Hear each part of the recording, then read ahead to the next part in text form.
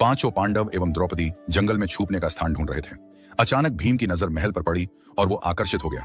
भीम युधिष्ठिर से बोला, भैया मुझे महल देखना है। भाई ने कहा, जाओ। भीम महल के द्वार पर पहुंचा। वहां शनिदेव दरबान के रूप में खड़े थे।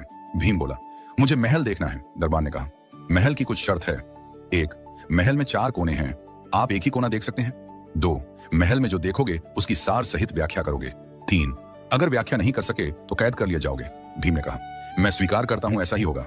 और वह महल के पूर्व छोर की ओर गया। वहां जाकर देखता है कि 3 कुएं हैं, अगल बगल में छोटे कुएं और बीच में एक बड़ा कुआं। बीच वाला बड़े कुएं में पानी का उफान आता है और दोनों छोटे खाली कुओं को पानी से भर देता है। फिर कुछ देर बाद दोनों छोटे कुओं में उफान आता है तो खाली पड़े बड़े कुएं का पानी आधा ही भर पाता है। इस क्रिया को भीम कई बार देखता है पर समझ नहीं पाता और लौटकर दरबान के पास आता है। दरबान, क्या देखा आपने? भीम, महाशय मुझे समझ में नहीं आया। दरबान, आप शर्त के अनुसार बंदी हो गए हैं और बंदी घर में बैठा दिया। अर्जुन आया, बोला, मुझे महल देखना है। दरबान ने शर्त बता दी और अर्जुन पश्चिम वाले छोर की तरफ चला गया। आगे जाकर अर्जुन क्या देखता है? एक खेत में 2 फसल उग रही थी। एक तरफ बाजरे की फसल, दूसरी तरफ मक्का की फसल। बाजरे के पौधे से मक्का निकल रही तथा मक्का के पौधे से बाजरी निकल रही। अजीब लगा, कुछ समझ नहीं आया, वापस द्वार पर आ गया। दरबान ने पूछा, क्या देखा? अर्जुन बोला, महाशय सब कुछ देखा पर बाजरा और मक्का की बात समझ में नहीं आई। दरबान ने कहा, शर्त के अनुसार आप बंदी हैं। नकुल आया, बोला, मुझे महल देखना है। फिर वह उत्तर दिशा की ओर गया। वहां उसने देखा कि बहुत सारी सफेद गायें जब उनको भूख लगती है तो अपनी छोटी बच्चियों का दूध पीती है। उसे कुछ समझ नहीं आया, द्वार पर आया।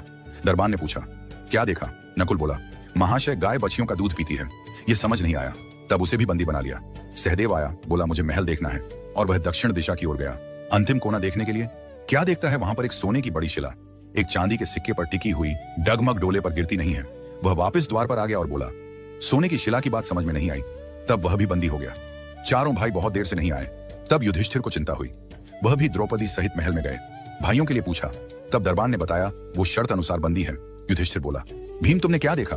भीम ने कुणाई के बारे में बताया। तब युधिष्ठिर ने कहा, यह कलयुग में होने वाला है।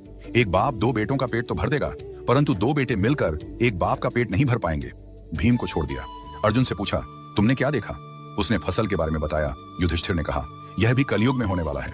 वंश परिवर्तन अर्थात ब्राह्मण के घर शूद्र की लड़की और शूद्र के घर बनिए की लड़की ब्याही जाएंगी। अर्जुन भी छूट गया। नकुल से पूछा, तुमने क्या देखा? तब उसने गाय का वृतांत बताया। तब युधिष्ठिर ने कहा, कलयुग में माताएं अपनी बेटियों के घर में पलेंगी, बेटी का दाना खाएंगी और बेटे सेवा नहीं करेंगे। तब नकुल भी छूट गया। सहदेव से पूछा, तुमने क्या देखा? उसने सोने की शिला का वृतांत बताया। तब युधिष्ठिर बोले, कलयुग में पाप धर्म को दबाता रहेगा परंतु धर्म फिर भी जिंदा रहेगा, खत्म नहीं होगा। आज के कलयुग में ये सारी बातें सच साबित हो रही हैं। आप भी अपनी राय कमेंट करके बताएं।